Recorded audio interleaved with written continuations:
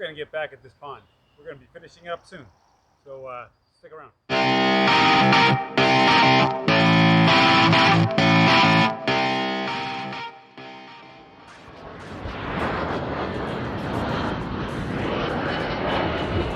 Supersonic. So we're up here at the top of the waterfall. Let's see it here. Trying to stay out of the shadow. Now there, the opening is down there.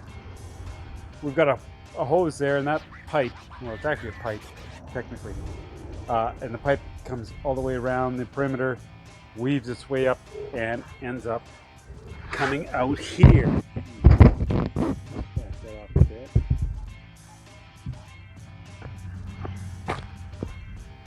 So what we've done, we've made 2 waterfall weirs, but there's a lot going on here. We could actually, with the way everything is done up, and have several different chutes, water chutes in different areas. So I made this manifold where this hose is coming up.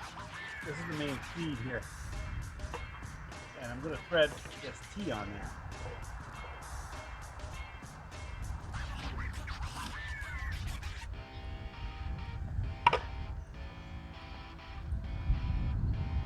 Now the good thing about in a pond, you usually don't worry about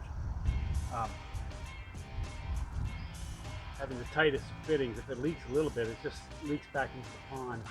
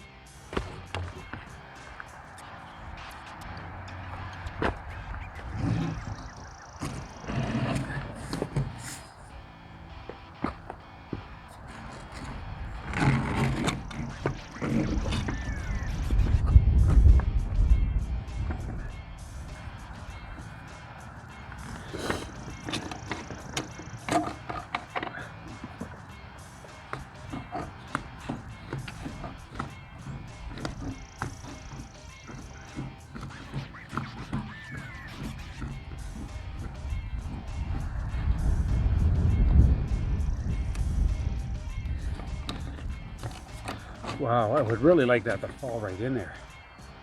I'm having a trouble with this.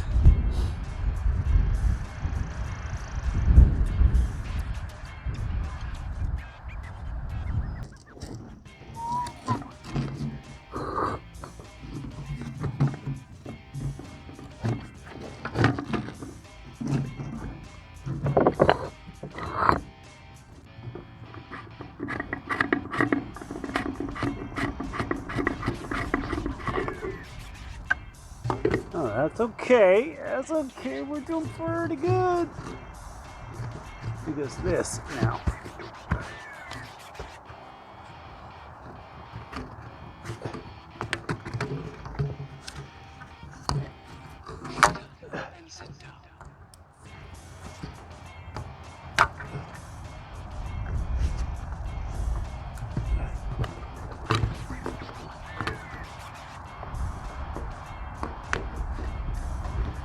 Okay.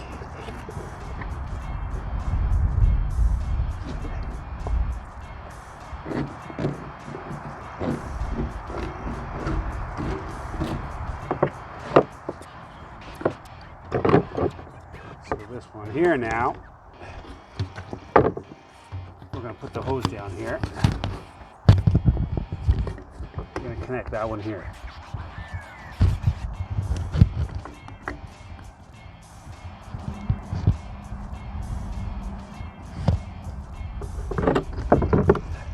And then this here will double back, go in there, and then we have another one.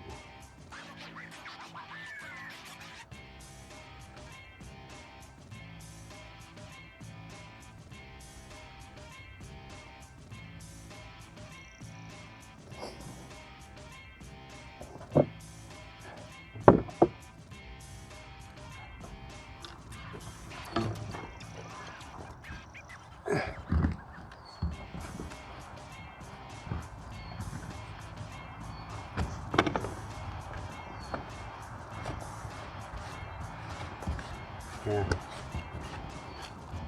These ones need a valve. So I gotta find the other half. It's somewhere.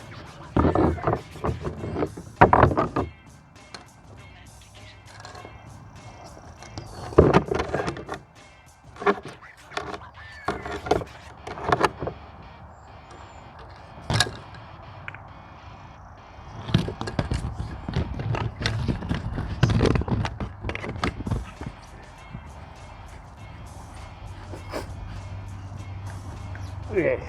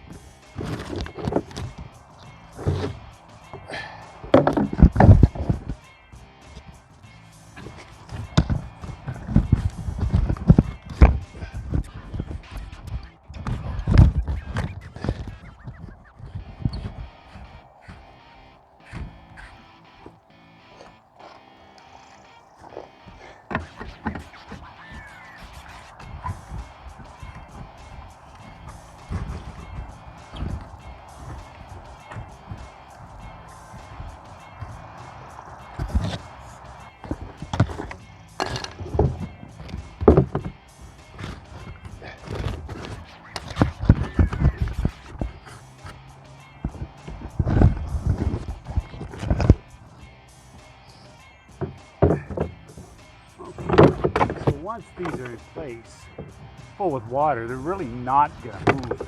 So I'm gonna do my best just to keep the hoses down and kind of out of the way. Tighten that up once they're into position. Now, looking at that manifold. So we got 1, 2 valves here. We got one hose coming out down there, another one coming out up here at the top. And these are all going to be hidden under rocks and things of that nature. One of the hoses is making its exit here inside this rock, and it's going to flow out of here. That's our target. We have another hose that's coming out here, and it's going to be flowing through there. Just going to make sure that I still have it there. Yeah, it's actually going to be sprouting up through here, sorry, and then down to that surface. And the third one we have, this one here might take some maneuvering, but underneath this clay pot, I've got the hose coming up, and I want it to come out of here and flow down this rock. So I might have a little bit more fabricating to do here to make that happen. Now that we've figured out what we're going to do with the overflow, we're going to hook up the pump. Now this pump, I already added some exit hoses pipe to it, and everything here is just threads in, so it makes it easy. So using just stock 2-inch ABS pipe, I glued in my 90-degree elbow, and it's got a threaded a female fitting on one end and a threaded male fitting on the other end, which fits inside the pump. So I'm going to thread that in there first, if I can, get it straight. It's hard to see in the bright sunlight.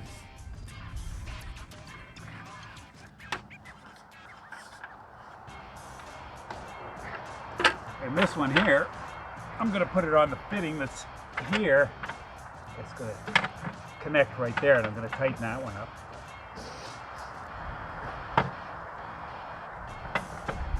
Again, here, if you have a little bit of water leakage coming through these fittings here, don't sweat it, because everything's going to stay inside the pond.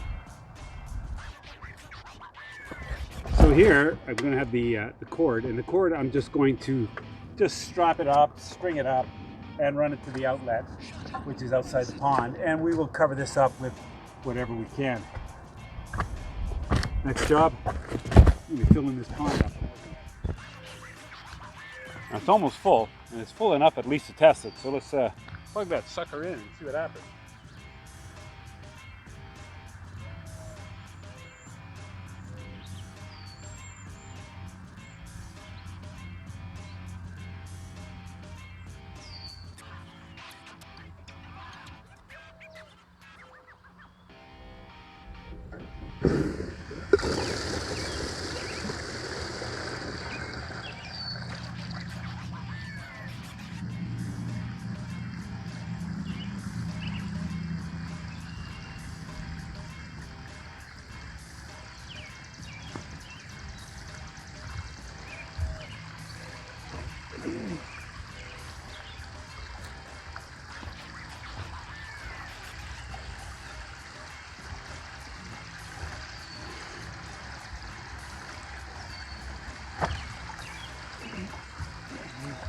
Push those up as far ahead as we can.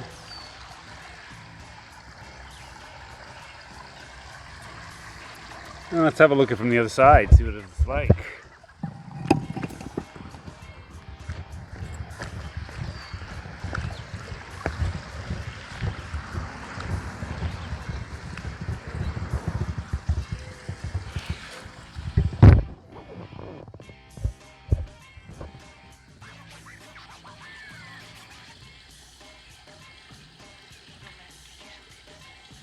Yeah, we got one missing. Thought I'd have more full out of that.